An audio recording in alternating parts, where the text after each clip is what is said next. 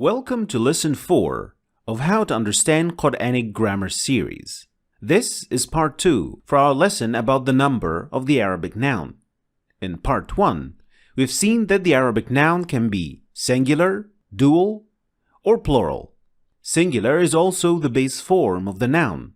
Dual noun is made by adding alif noon or ya noon to the end of the word.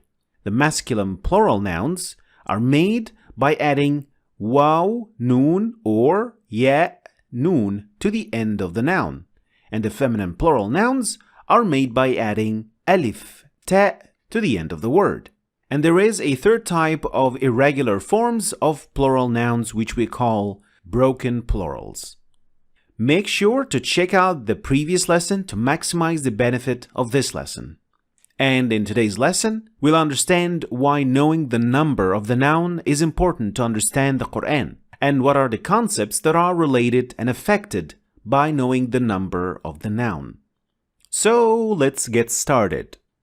Just like when we were dealing with the gender of the noun in Lesson 2, knowing the number of the noun is strictly related to two main concepts. 1. Words that are used before the noun. 2. Words that are used instead of the noun. Let's go ahead and start with the first one. The number of the noun determines what you use before the noun.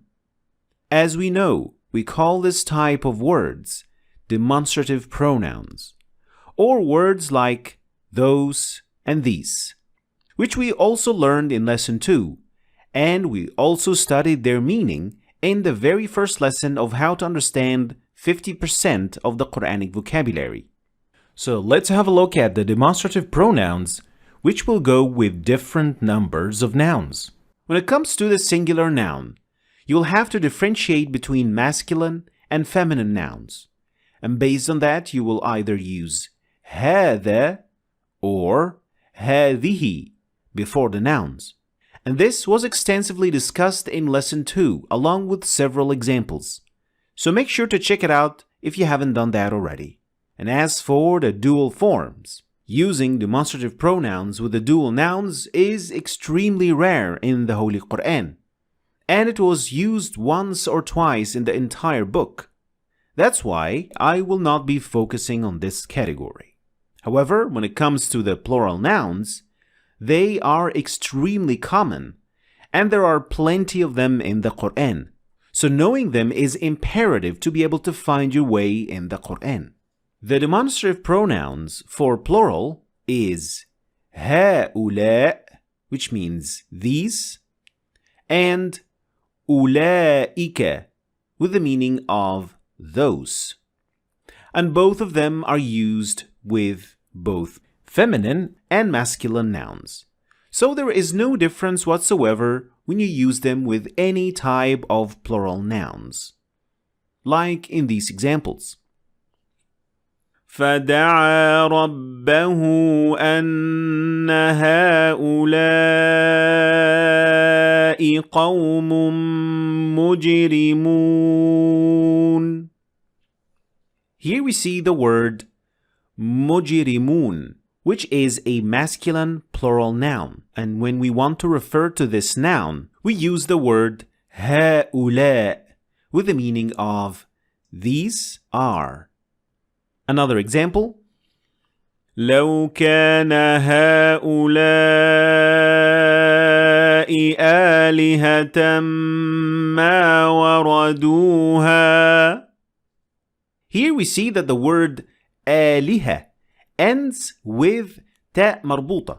So even without knowing the exact meaning of the word, we can tell that this word is a feminine word. And as you can see, we also used هؤلاء to refer to the word آلهة, which is a broken plural noun. Now let's have a look at some examples related to the word ula'ika.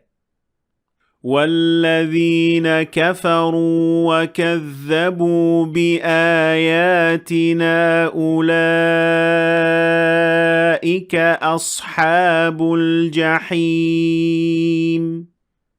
Here we see that the word ashab, which is a broken plural noun, is used in this ayah, and we used ula'ika to refer to this word.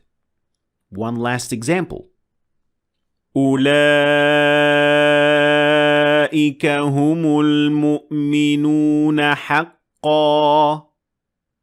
Here we also see the word ula'ika used to refer to al-mu'minun, which is a masculine plural noun.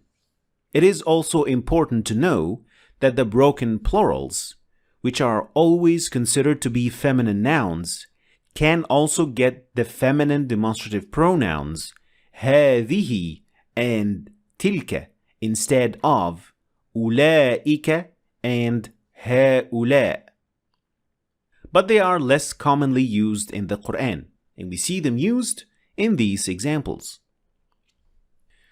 تلك الرسل فضلنا بعضهم على بعض وتلك الأيام نداولها بين الناس وقالوا هذه أنعام وحرث.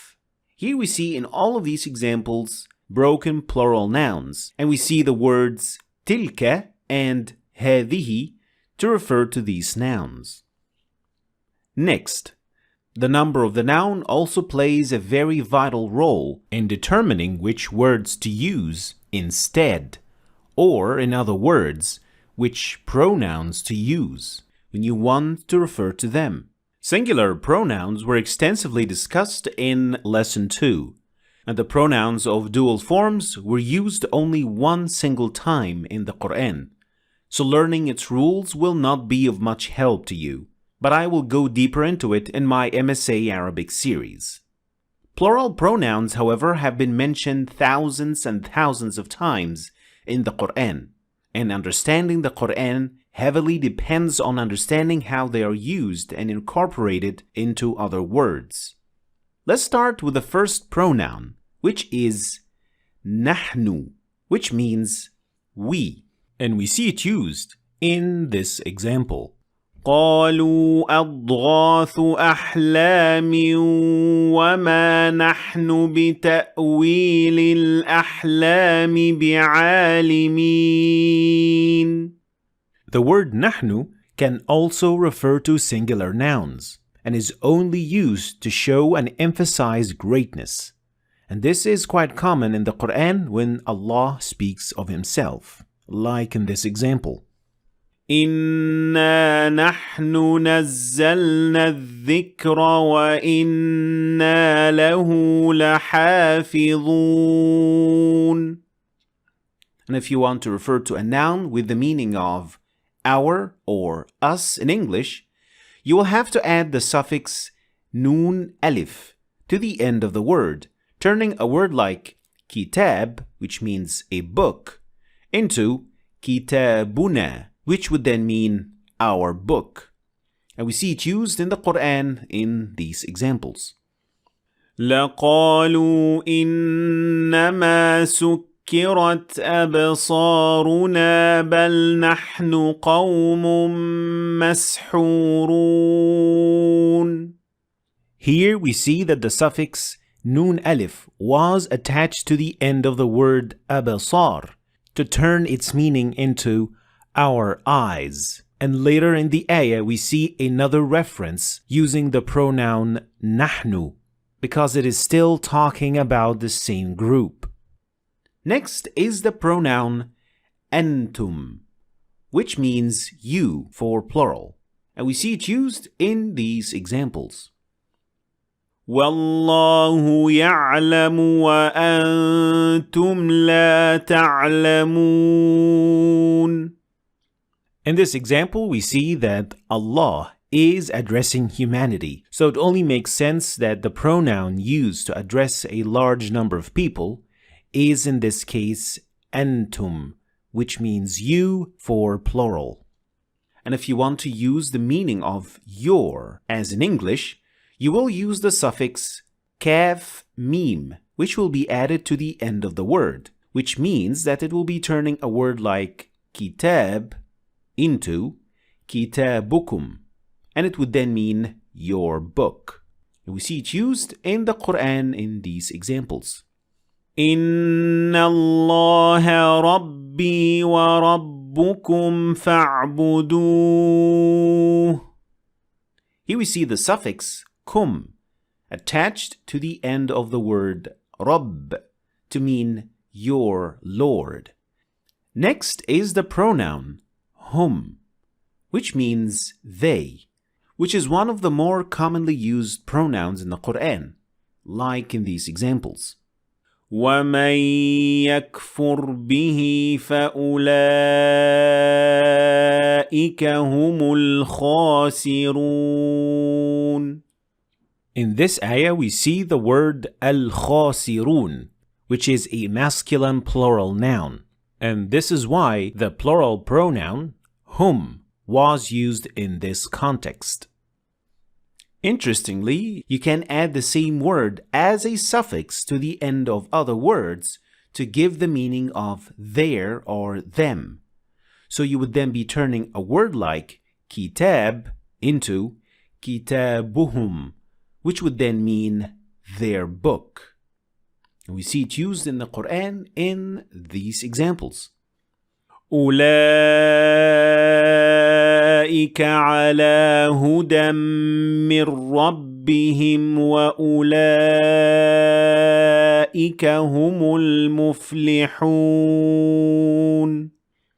Here we see the word rabbihim, which is Rabb, which means Lord, plus the suffix him, which would then mean their Lord. One more example.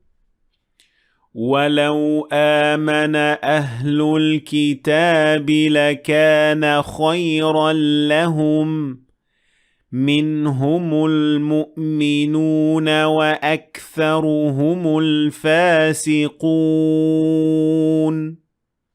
Here we see the suffix of hum used 3 times in this ayah. Can you find them?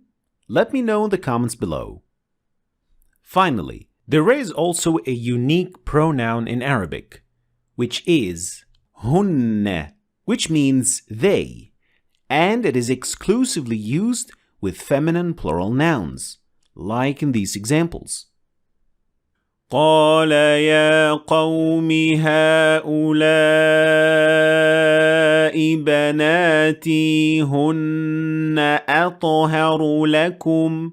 Here we see the word hunna used with the meaning of they, and in this case it refers only to a feminine plural noun, which is mentioned directly before the word benati, which means my daughters.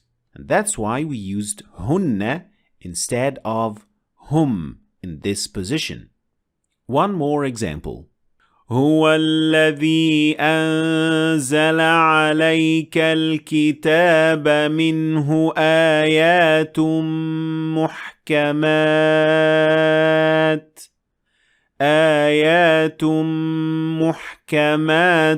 هن أم الكتاب. Here we also see a regular feminine plural noun, which is ayat. And when we want to refer to this word, a feminine plural noun, the only possible pronoun is hunna. And if you want to use this pronoun with the meaning of their or them, you would also use the very same word as a suffix added to the end of a word, like in these examples. فَلَمَّا سَمِعَتْ بِمَكْرِهِنَّ أَرْسَلَتْ إِلَيْهِنَّ وَأَعْتَدَتْ لَهُنَّ مُتَّكَأً وَآتَتْ كُلَّ وَاحِدَةٍ مِّنْهُنَّ سِكِّينًا. Here we see several instances of the use of the suffix hunna to the end of words. You'll also see the translation always refers to them as their and them. But when you read this in Arabic, you will definitely understand that all of these references involve women only, which is something that you cannot implicitly say in the same way in English.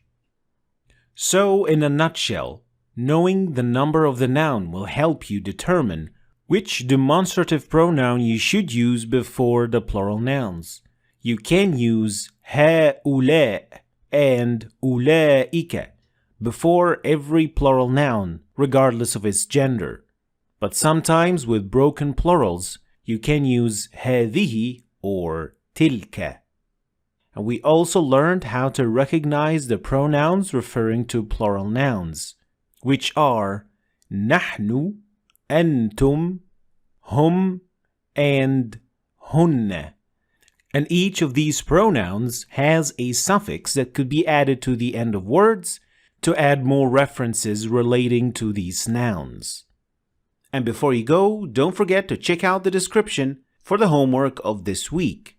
You can leave your answers in the comments below, and I'll have a look at it, and I'll give you my feedback if you want to have my feedback. Thanks for watching.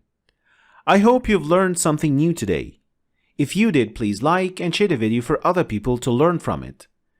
And don't forget to subscribe to our channel if you want to see more videos like this. Thanks for watching, and I'll see you in Lesson 5.